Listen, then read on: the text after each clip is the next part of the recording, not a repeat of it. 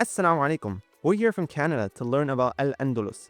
Today, Córdoba is a quiet Spanish city, but over 1,000 years ago, it was among Europe's most advanced cities. It had lit streets, running water, public baths, hospital, global markets, and mosques filled with scholars.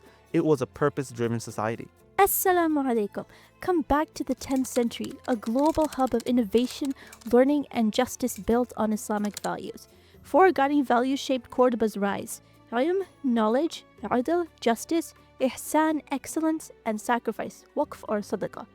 With the Umayyad arrival, Córdoba became capital of Al-Andalus, uniting Arabs, Berbers, Iberians, Christians, and Jews.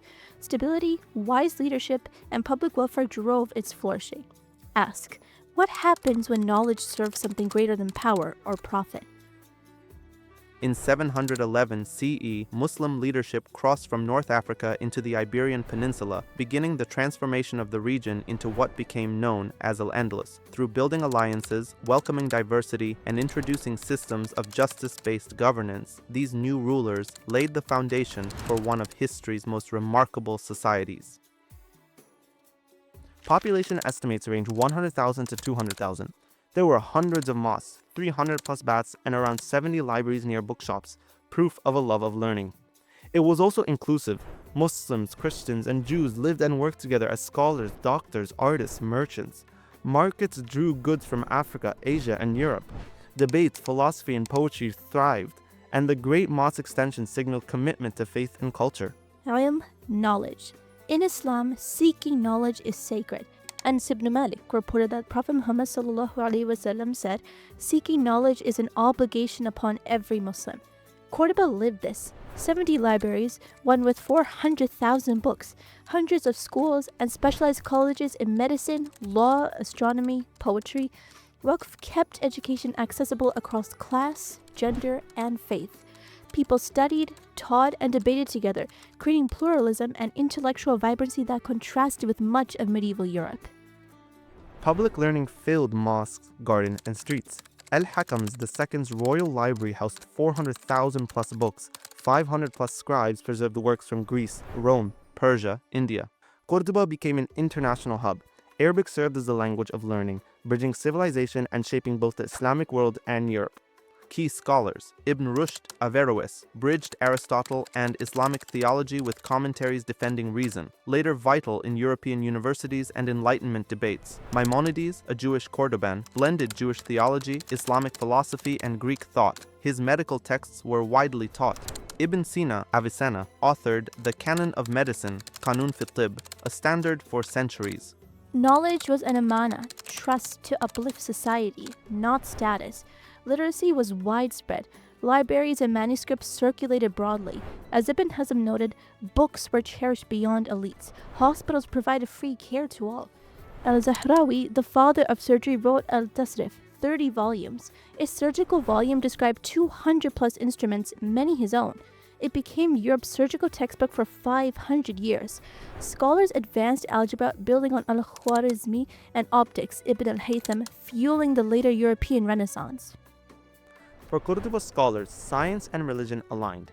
The Quran inspired ilm in service of creation and justice.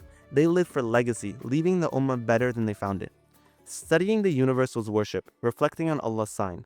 In the Quran, indeed, in the creation of the heavens and the earth and the alternation of the day and night, there are signs for people of reasoning. Surah Ali Imran, Ayah 190.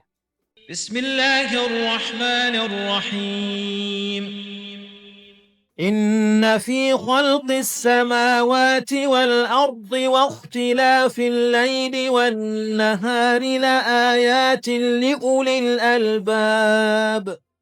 Excellence, Ihsan. Al-Zahrawi's tools still inspire surgical design. Al-Zarqali advanced astronomical instruments for navigation. Ibn Zuhr improved diagnostics and surgery. Ghanat's irrigation revolutionized agriculture and offers sustainable models today. Justice, adl. Islamic law guaranteed fair treatment for Muslims, Christians, and Jews. Non-Muslims could win cases. Even the ruler could be called to account. Bab al-Suda symbolized public justice and transparent governance. Dhimmi communities paid jizya for protection and religious freedom. Women, children, and the poor were exempt from this. They kept worship, schools, and internal affairs and served as officials, doctors, and merchants. If the state failed to protect them, jizya was to be returned to them. For example, Hastei ibn Shaprut, a 10th century Jewish scholar, physicist, diplomat, led translation projects and diplomacy, showing non-Muslims could shape Andalusians' politics and intellectual life. Justice is Quranic command.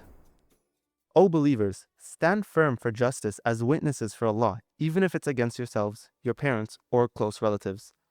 بسم الله الرحمن الرحيم يا أيها الذين آمنوا كونوا قوامين بالقسط شهداء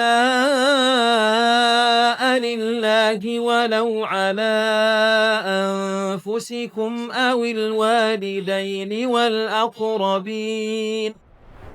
Sacrifice, Waqf and Sadaqah. Zakat and Sadaqah sustained a robust social safety net. Waqf endowments funded schools, universities, hospitals, baths, and inns for all, reflecting worship and gratitude to Allah. Public spaces, gardens, courtyards, fountains invoke Jannah, and care for water, greenery, and local resources showed respect for the earth. Why Córdoba?